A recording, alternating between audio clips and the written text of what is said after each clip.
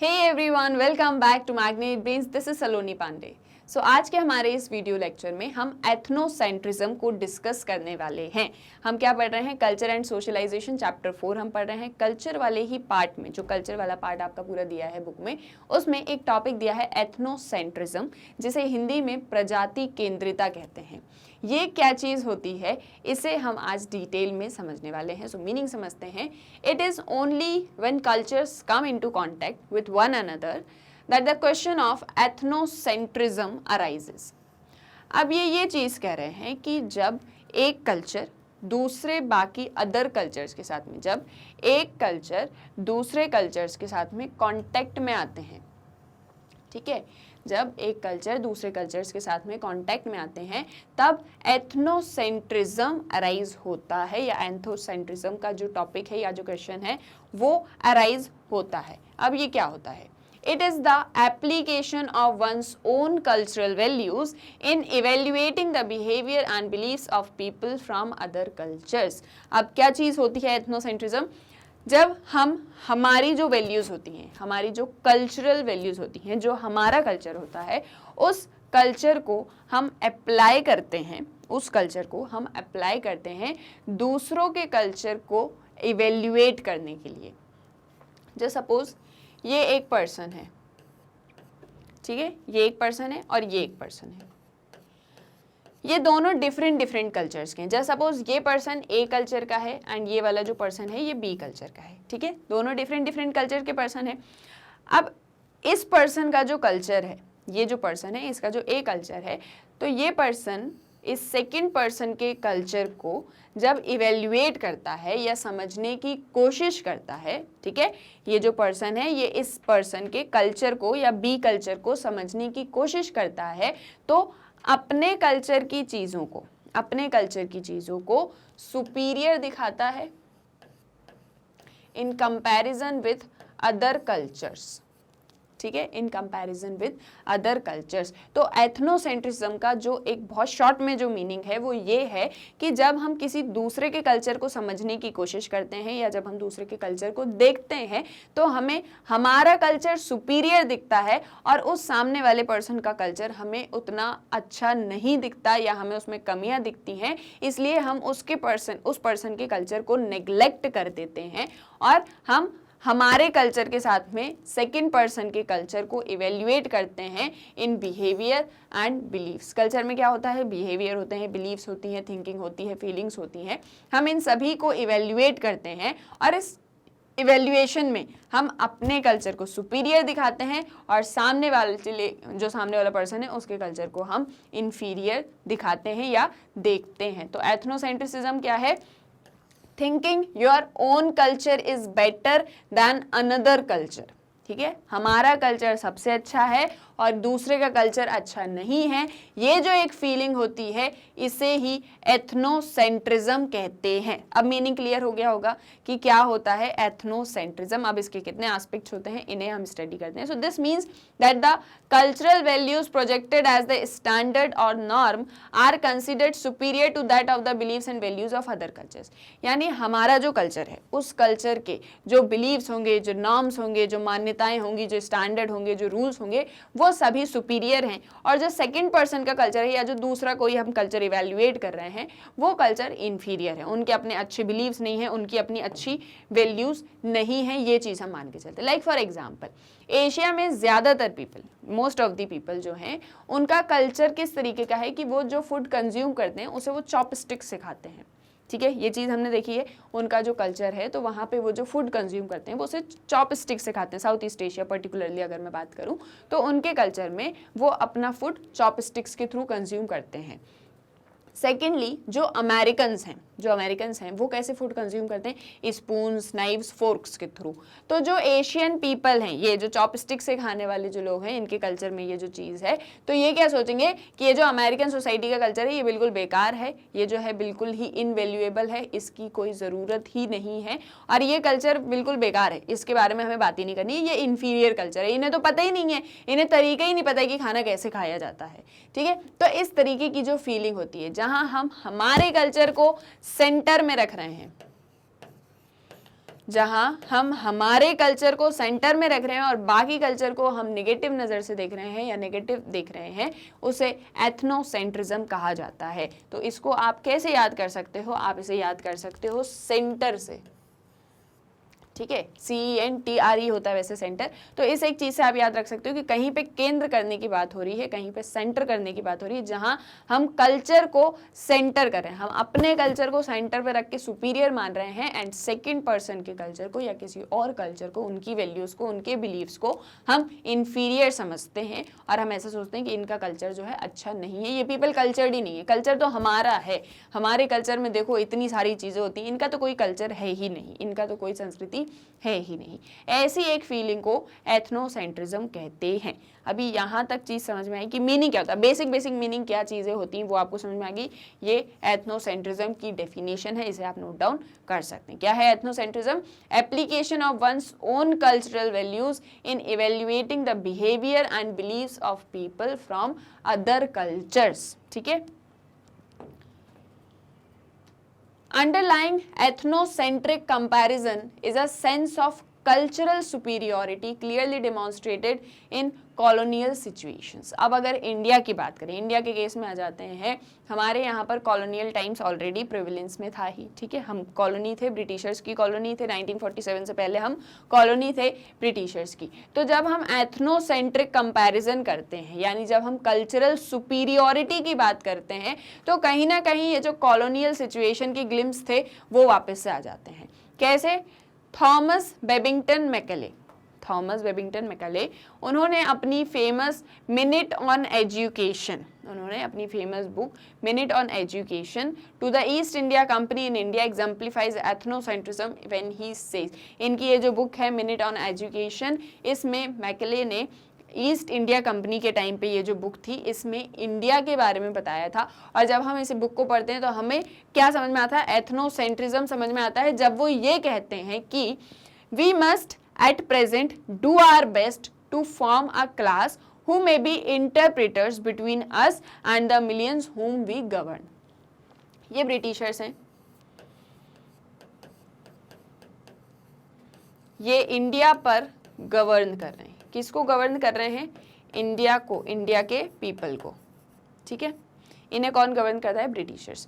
McClay क्या चीज़ कह रहे हैं कि एट प्रेजेंट यानी उस समय की बात कर रहे हैं, एट प्रेजेंट पे हमें अपनी तरफ से अपना बेस्ट देना है, अपनी बेस्ट मेहनत करनी है कि हम एक ऐसी क्लास फॉर्म करें। हम क्या करें? हमें एक ऐसी क्लास फॉर्म करें, एक ऐसा वर्ग फॉर्म करें। यहाँ पे क्लास का मतलब आपकी 11th-12th क्लास नहीं है, यहाँ पे क्या मतलब है? वर्ग की बात हो रही है, ठीक है। हम एक ऐसी क्लास फॉर्म करें जो कि ब्रिटिशर्स और इंडिया, हम दोनों के बीच में इंटरप्रेटर हो, हमारी बीच में, हम दोनों के बीच में इंटरप्रेटर हो, हम दोनों की बात को जो है एक दूसरे के साथ में कन्वे करे, बिटवीन अस यानी Britishers and the millions whom we govern. अब इंडिया के पीपल को गवर्न कर रहे हैं, तो इंडिया के पीपल को जो गवर्न कर रहे हैं, उन लोगों के बीच में और ब्रिटिशर्स, इनके बीच में एक इंटरप्रेटर हो। अ class of persons Indian in blood, ऐसे पर्सन की क्लास हमें फॉर्म करनी है जो कि ब्लड से, बाय ब्लड वो इंडियन हो, ठीक है, बाय ब्लड वो इंडियन हो और कलर से भी इंडियन हो, लेकिन अपने टेस्ट में, अपने ओपिनियंस में, अपने मॉरल्स में, अपने इंटेलेक्ट में वो इंग्लिश होने चाहिए, ठीक है। वो कैसे होने चाहिए? इंग्लिश होने चाहिए। यानी कि ये चीज़ कह रहे हैं कि हम दोनों के बीच में इंटरप्रेट कराने के लिए हम एक क्लास फॉर्म करेंगे। इस क्लास में जो पीपल होंगे, वो इंडिया के होंगे, प्लस जो इनका कलर होगा वो भी इंडियन होगा। जैसे माना जाता है कि इंडियन पीपल थोड़े डार्क होते हैं और जो ब्रिटिशर्स होते हैं वो बहुत फेयर होते हैं। तो इस एक चीज़ को ध्यान में रखते हुए वो कहते हैं कि हम ऐसे लोगों की क्लास फॉर्म करेंगे जो कि पीपल इंडिया के होंगे, ब्लड इंडियन होगा उनका और उनका कलर भी इंडियन होगा, लेकिन जो उनकी पसंद होंगी, जो उनकी फूड कंज्यूमिंग हैबिट्स होंगी, जो उनके मॉरल्स होंगे, उनकी बिलीव्स होंगे, उनकी थिंकिंग होगी, जो उनका इंटेलेक्ट होगा, उनका ब्रेन होगा, वो सारा कुछ इंग्लिश को प्रेफर करता हो, यानी ब्रिटिशर्स के कल्चर के साथ में मिलता जुलता हो। ब्रिटिशर्स का जैसा टेस्ट हो, जैसा ओपिनियंस हो, जैसे मॉरल्स हो, जैसे इंटेलेक्ट हो, जैसी फीलिंग हो, थिंकिंग हो, बिलीफ हो, वैसा ही सारा कुछ उनका भी मिलता हो। Just suppose if I am an Indian, ठीक है, जस्ट सपोज मैं एक इंडियन हूँ, तो मेरा ब्लड भी इंडियन है, मैं दिखती भी इंडियन हूँ, लेकिन मेरी सोच पूरी तरह ब्रिटिशर्स की जैसी हो, जैसा ब्रिटिशर्स सोचते हैं मैं भी वैसी सोचूं। तो एक इस तरीके की क्लास को फॉर्म करने की बात कर रहे हैं मैकाले अपनी बुक मिनट ऑन एजुकेशन में, ठीक है, कब, 1835 के टाइम पे। ये एक चीज क्या दिखा रही है, ये एथनोसेंट्रिज्म दिखा रही है कि जहां पर आप अपने कल्चर को, ब्रिटिशर्स अपने कल्चर को सुपीरियर दिखा रहे हैं एंड इंडियन कल्चर को इन्फीरियर दिखा रहे हैं। कैसे दिखा रहे हैं, क्योंकि वो यहाँ इंडियन कल्चर की बात ही नहीं कर रहे। उन्हें ये चीज तो पता है कि हम किसी के फिजिकल कैरेक्टरिस्टिक्स को तो चेंज नहीं कर सकते, पर हाँ हम किसी के माइंड पर जरूर अपना मतलब जैसा हम चाहें वैसा रूल कर सकते हैं, ठीक है, हम किसी के माइंड को अपने कंट्रोल में कर सकते हैं। इसीलिए वो बात कर रहे हैं हम एक ऐसी क्लास फॉर्म करते हैं जिससे हमारे बीच में, हमारे यानी कि ब्रिटिशर्स और इंडियंस के बीच में एक इंटरप्रिटेशन हो, कन्वे हो मैसेज, और ये लोग कैसे हो जो कि दिखते इंडियन हो, ब्लड में भी इंडियन हो, लेकिन उनका टेस्ट जो हो वो इंग्लिश पीपल की तरह होना चाहिए। तो यहाँ से क्या चीज़ समझ में आ रही है कि जो ब्रिटिशर्स हैं वो अपने कल्चर को यहाँ पे सुपीरियर दिखा रहे हैं, बहुत अच्छा दिखा रहे हैं। उन्हें ऐसा लगता है कि हमारा कल्चर बहुत एडवांस्ड है और हमारे कल्चर में जो है बहुत अच्छी चीज़ें हैं, पॉजिटिव चीज़ें हैं, जहाँ पर हमारा अपना फूड कंज्यूमिंग हैबिट्स है, हम लोग कल्चर्ड पीपल हैं। ये चीज़ दिखाने की कोशिश कर रहे हैं कि ब्रिटिशर्स कल्चर्ड पीपल हैं एंड जो इंडियन पीपल हैं वो अनकल्चर्ड पीपल है। इंडियन पीपल कैसे हैं, अनकल्चर्ड पीपल हैं, और ऐसे लोगों की हमें एक क्लास फॉर्म करनी है। तो ये चीज़ क्या दिखाती है, सीधे सीधे एथनोसेंट्रिज्म। आ रहा है समझ में, एथनोसेंट्रिज्म में क्या चीज़ होती है, जहां हम हमारे कल्चर को बहुत अच्छा दिखा रहे हैं और दूसरे के कल्चर को इन्फीरियर दिखा रहे हैं, जैसा कि यहाँ पर मैकाले कर रहे हैं, और जैसा अभी मैंने आपको एक एशिया और अमेरिका का एग्जाम्पल भी दिया, ये एथनोसेंट्रिज्म होता है। नाउ जो एथनोसेंट्रिज्म है वो अपोजिट है कॉस्मोपॉलिटनिज्म के।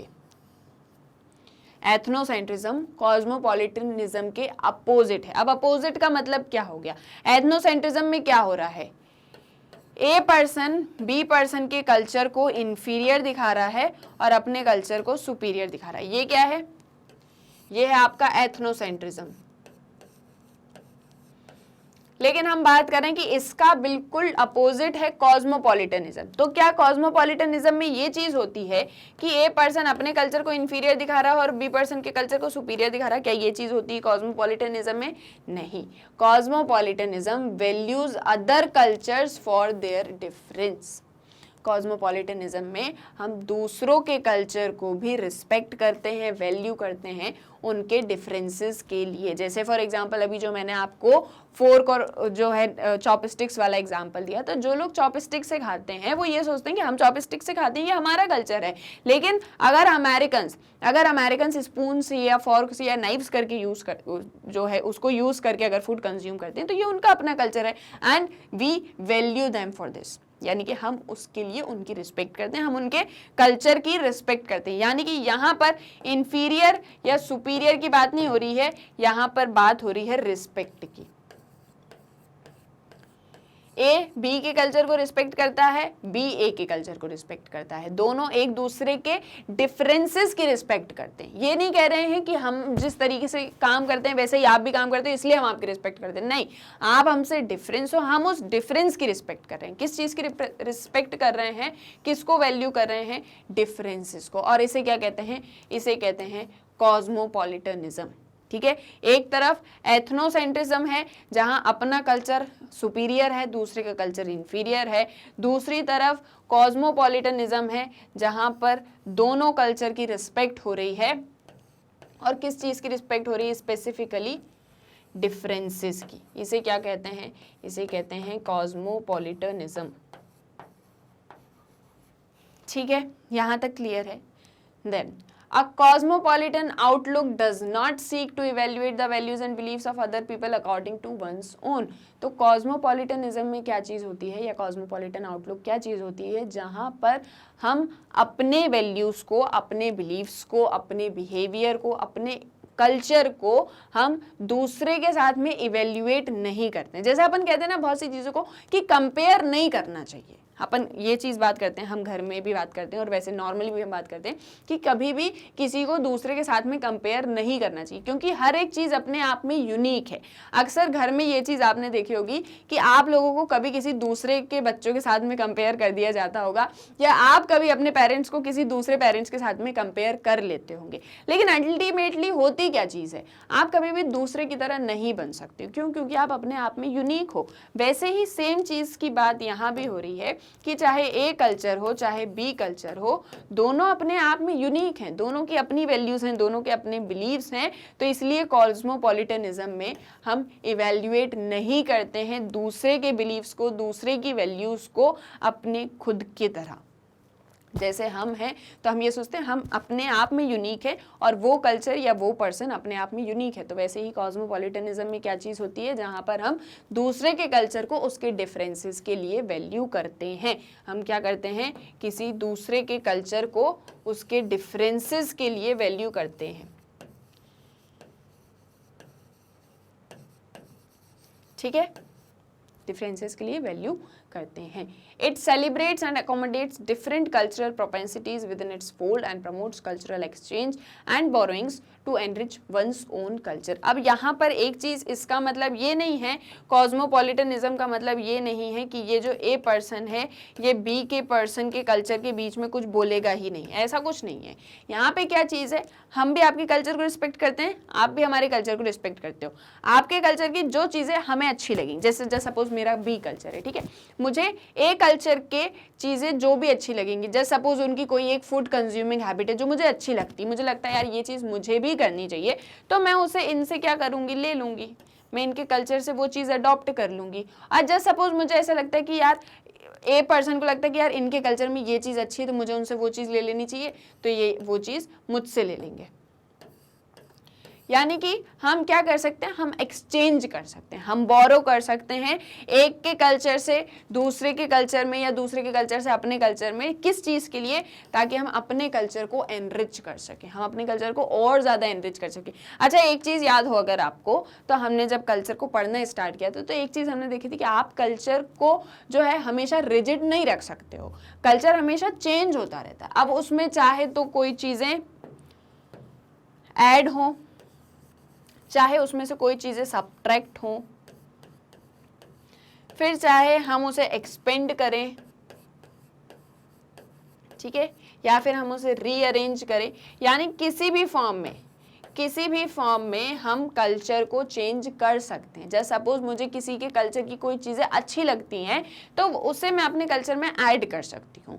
जैसे सपोज मुझे ऐसा लगता है कि यार ये चीज़ें मेरे कल्चर में सही नहीं हो रही हैं, क्योंकि ऐसी चीज़ें करने से जो है लोगों को जो है डिसएडवांटेज हो। जैसे सपोज मैं मान लेती हूँ लोगों को डिसएडवांटेज हो रहा है और ये चीज़ें दूसरे के कल्चर में नहीं है, जो चीज़ मुझे मेरे कल्चर में अच्छी नहीं लग रही है वो किसी दूसरे कल्चर में नहीं है, और उसके ना होने से उस कल्चर के पीपल को बेनिफिट हो रहा है, तो मैं अपने कल्चर से उन चीज़ों को सब्ट्रैक्ट कर दूंगी, हटा दूंगी, डिलीट कर दूंगी।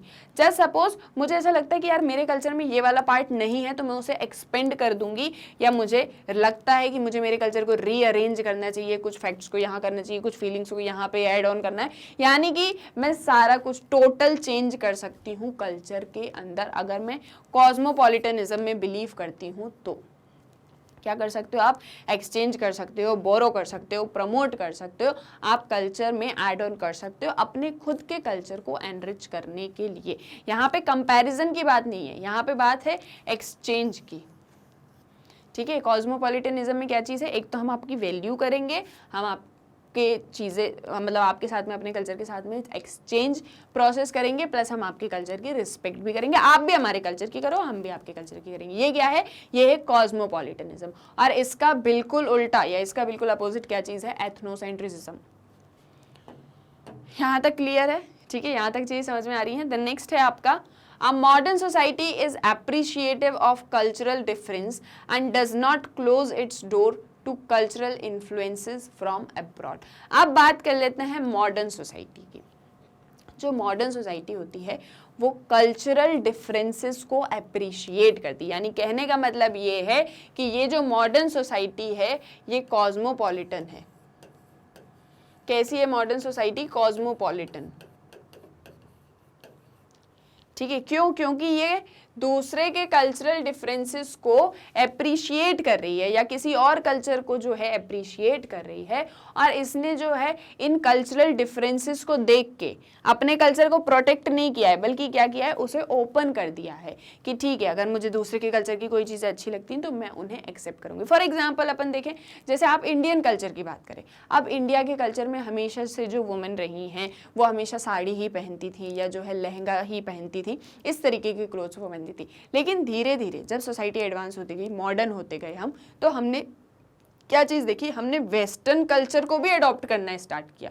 यानी इंडियन का कल्चर भी कॉस्मोपॉलिटनिज्म है ना, इंडिया का कल्चर भी कॉस्मोपॉलिटन हो गया ना। क्यों? क्योंकि हमने दूसरे के कल्चर से चीज़ों को देखा और उन्हें हमने अडॉप्ट किया। हमने जो है वेस्टर्न ड्रेसेस पहनना स्टार्ट कर दिया, या वेस्टर्न लोगों की तरह हमने खाना कंज्यूम या मैंने यानी कि फूड कंज्यूम करना भी हमने स्टार्ट कर दिया। और ऐसा ही अमेरिकन सोसाइटी या बाकी अदर फॉरेन कंट्रीज़ ने भी किया, उन्होंने भी इंडिया के कल्चर को अडॉप्ट किया। आप कभी फॉरेन में जाएंगे या आप कभी टूरिस्ट प्लेसेस पे इंडिया में ही जाएंगे और आप देखेंगे कि वहाँ पे बहुत से फॉरेनर्स ऐसे होते हैं जो इंडिया के अटायर को जो है मतलब पहन के, इंडियन वियर पहन के, और फिर जो है बढ़िया से घूमते होते हैं, है ना, यानी कि अपना जो भी वर्क है वो कर रहे होते हैं, घूम रहे होते हैं, चीज़ों को देख रहे होते हैं, ऑब्जर्व कर रहे होते हैं। तो यहाँ पे क्या चीज़ है, यानी कि मॉडर्न सोसाइटी में कल्चरल डिफरेंसेस की रिस्पेक्ट की जाती है और कल्चर से इन्फ्लुएंस होते हैं। ठीक है, हम कल्चर से इन्फ्लुएंस होते हैं और उस इन्फ्लुएंस को देख के हम अपने कल्चर को प्रिजर्व या प्रोटेक्ट करने की कोशिश नहीं करते।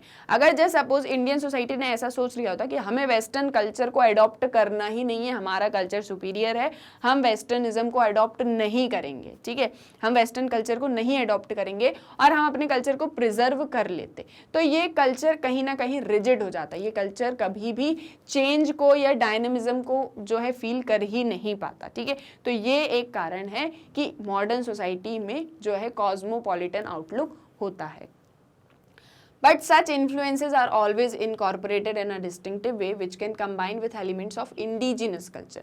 लेकिन एक चीज़ जो हमेशा हमें याद रखनी चाहिए, जैसे हमने अभी कल्चर एंड आइडेंटिटी की बात करी, तो एक चीज़ हमें हमेशा याद रखनी चाहिए कि दूसरे के कल्चर को इनकॉर्पोरेट करते समय या किसी दूसरे के कल्चर की जब कोई चीज़ें हम अपने कल्चर में ऐड ऑन करते हैं, उस समय हमें एक चीज़ याद रखनी है, वो ये है कि हमें अपने इंडिजिनस कल्चर को नहीं भूलना है। ठीक है, जस्ट सपोज ये एक कल्चर है, जस्ट सपोज, ठीक है, ये एक कल्चर है। अब ये कल्चर किसी इस ए कल्चर से चीज़ों को बोरो कर रहा है। ठीक है, क्या कर रहा है, चीज़ों को बोरो कर रहा है। अब बोरो करने के चक्कर में हमें हमारा जो इंडिजिनस कल्चर है हमें उसे नहीं भूलना है, हमें इसे तो स्पेसिफिकली याद रखना ही है और इसे तो हमें जागृत रखना ही है, हमारे इस कल्चर को, हमारी संस्कृति को। लेकिन हम चीज़ों को क्या कर रहे हैं, हम यहाँ पे चीज़ों को भी ऐड ऑन कर सकते हैं। हमें दूसरे की कल्चर की कुछ चीज़ें अच्छी लगती हैं तो हम उसे ऐड कर सकते हैं अपने कल्चर में। ठीक है, हम भी उस चीज़ को फॉलो कर सकते हैं, लेकिन हमें इंडिजिनस कल्चर के एलिमेंट्स को ख़त्म नहीं करना है और उन्हें अपने प्योर फॉर्म में रखते हुए फिर हमें अदर कल्चर से चीज़ों को बोरो करना है। ठीक है, तो एक चीज़ क्या याद रखनी कि अपनी कल्चरल आइडेंटिटी, अपनी इंडिजिनस कल्चरल आइडेंटिटी को नहीं खोना है जब हम किसी दूसरे कल्चर के साथ में क्या करते हैं, अपने आप को ऐड ऑन करते हैं, यानी अपने कल्चर को ऐड ऑन करते हैं तब। The English language, despite its foreign inclusions, does not become a separate language. Nor does Hindi film music lose its character through borrowings। यहाँ पे यही चीज़ बताई जा रही है कि जो इंग्लिश लैंग्वेज है, इंग्लिश लैंग्वेज में ढेर सारे फॉरेन इंक्लूजन्स आ चुके हैं, यानी ढेर सारे फॉरेन जो वर्ड्स हैं उसे हमने इंग्लिश लैंग्वेज में ही यूज़ करना स्टार्ट कर दिया है। तो उसे यूज़ करने से क्या इंग्लिश लैंग्वेज की अपनी पर्सनल आइडेंटिटी खो गई? नहीं खोई। हिंदी फिल्म म्यूज़िक की अगर हम बात करें तो उस म्यूज़िक में हमने जो बाकी अदर कंट्रीज़ के या बाकी अदर कल्चर्स के कुछ फॉर्म थे, हमने उन्हें भी ऐड ऑन कर लिया। जैसे इंडियन म्यूज़िक या हिंदी फिल्म म्यूज़िक में हमने क्या किया, हमने पॉप म्यूज़िक को इंक्लूड कर लिया, या और भी ढेर सारे ऐसे म्यूज़िकल फॉर्म्स होते हैं जो म्यूज़िक के फील्ड में ज़्यादा नॉलेज रखते होंगे, उन्हें पता होगा।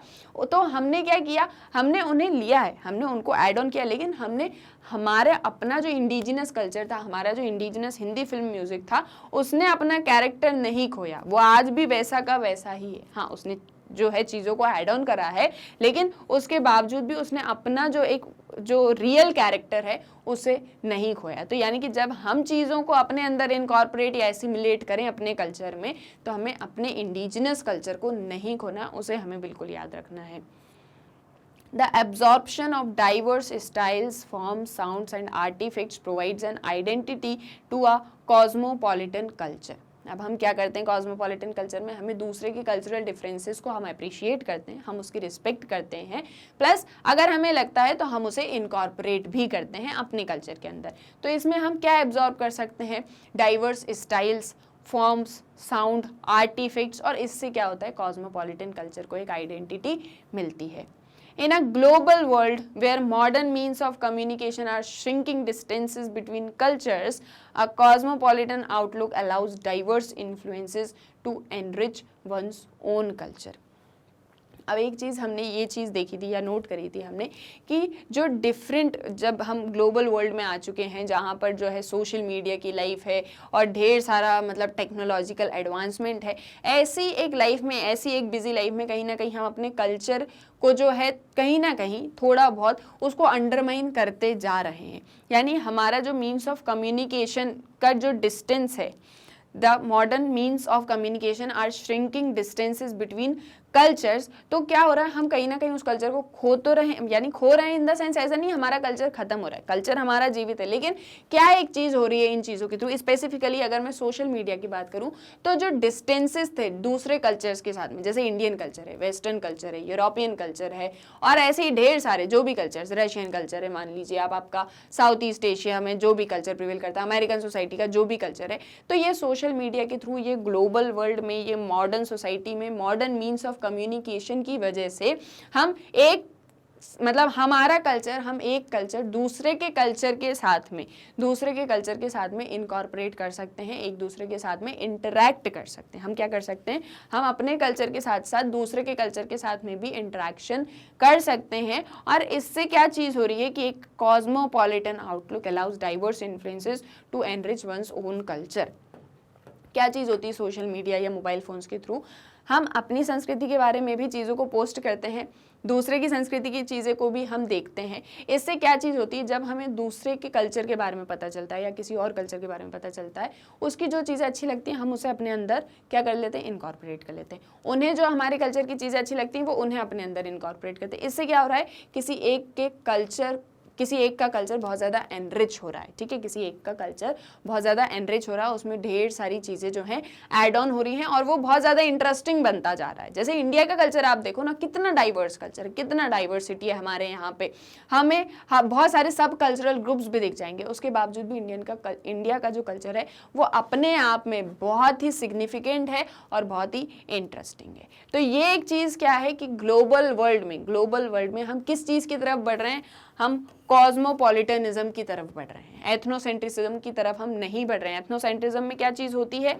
जहां हम दूसरे के कल्चर को इन्फीरियर दिखाते हैं, लेकिन कॉस्मोपॉलिटनिज्म हम रिस्पेक्ट करते हैं, वैल्यू करते हैं, एंड हम ऐड या सब्ट्रैक्ट भी कर सकते हैं। अल्टीमेटली हम अपने कल्चर को एनरिच करते हैं। तो आई होप एथनोसेंट्रिज्म और कॉस्मोपॉलिटन, इन दोनों के बीच में क्या चीज़ें हैं आपको समझ में आ गया होगा, और कोई भी डाउट हो तो आप बिल्कुल कमेंट सेक्शन में बता सकते हैं। ठीक है, क्लियर है क्या होता है एथनोसेंट्रिज्म, जहां एक कल्चर सुपीरियर है, हमारा कल्चर सुपीरियर है, आपका कल्चर इन्फीरियर है, और कॉस्मोपॉलिटनिज्म हमारा भी कल्चर सुपीरियर है, आपका भी कल्चर सुपीरियर है, हम आपके डिफरेंसेस को भी रिस्पेक्ट करते हैं, और हमें जो भी चीज़ लगती है तो हम उसे ऐड या सब्ट्रैक्ट करके अपने खुद के कल्चर को एनरिच कर सकते हैं। आया यहाँ तक समझ में, सारी चीज़ें क्लियर हो गई होंगी, एग्जाम्पल्स के थ्रू भी हमने समझा है। So here I finish my topic. अब एक और चीज़ कि आप मैग्नेट ब्रेन्स की वेबसाइट को कैसे एक्सेस कर सकते हैं, तो आपको क्या करना है, आपको गूगल पे जाना है, magnetbrains.com एंटर करना है। जैसे ही एंटर करेंगे आपके सामने magnet brains education platform open हो जाएगा। स्क्रॉल करेंगे, देखेंगे किंडरगार्टन टू 12th क्लास, सारी क्लासेस के वीडियोज़ यहाँ पे अवेलेबल हैं। अब आपको क्या करना है, आपको जो भी क्लास स्टडी करनी है, जैसे सपोज आपको क्लास 11 पढ़ना है, तो आप क्या करेंगे, आप क्लास 11 पे क्लिक करेंगे। जैसे ही क्लिक करेंगे उससे रिलेटेड सारे सब्जेक्ट की वीडियोज़ यहाँ आपके सामने ओपन हो जाएंगे। स्क्रॉल करेंगे और भी वीडियोस देखने को मिलेंगे, और सभी के नीचे वॉच नाउ का बटन है। अब आपको क्या करना है, आपको जो भी सब्जेक्ट स्टडी करना है उस पे वॉच नाउ पे क्लिक करेंगे। जैसे ही क्लिक करेंगे सब्जेक्ट से रिलेटेड चैप्टर वाइज वीडियोस यहाँ पर आपके सामने ओपन हो जाएंगे। जो भी चैप्टर स्टडी करना है, चैप्टर पे क्लिक किया, उससे रिलेटेड सब टॉपिक्स यहाँ नीचे ओपन हो जाएंगे और सभी के आगे वॉच नाउ का बटन है। अब जो भी टॉपिक देखना है वॉच नाउ पे क्लिक किया और ये वीडियो ओपन। अब यहाँ से आपको नेक्स्ट वीडियो देखना है, नेक्स्ट वीडियो पर क्लिक करिए। ये नहीं देखना है कोई और टॉपिक, कोई और सब्जेक्ट स्टडी करना है, यहाँ से कैंसिल कर दीजिए। सो बहुत ही इजीली आप मैग्नेट ब्रेन्स की वेबसाइट को एक्सेस कर सकते हैं। इसे अपने फ्रेंड्स एंड रिलेटिव्स को भी रेफर कर सकते हैं। मैग्नेट ब्रेन्स आपको 100% फ्री ऑनलाइन एजुकेशन प्रोवाइड करता है। सो मिलते हैं नेक्स्ट लेक्चर में। Stay tuned. इस वीडियो को लाइक करें, शेयर करें एंड चैनल को सब्सक्राइब करना ना भूलें। Thank you.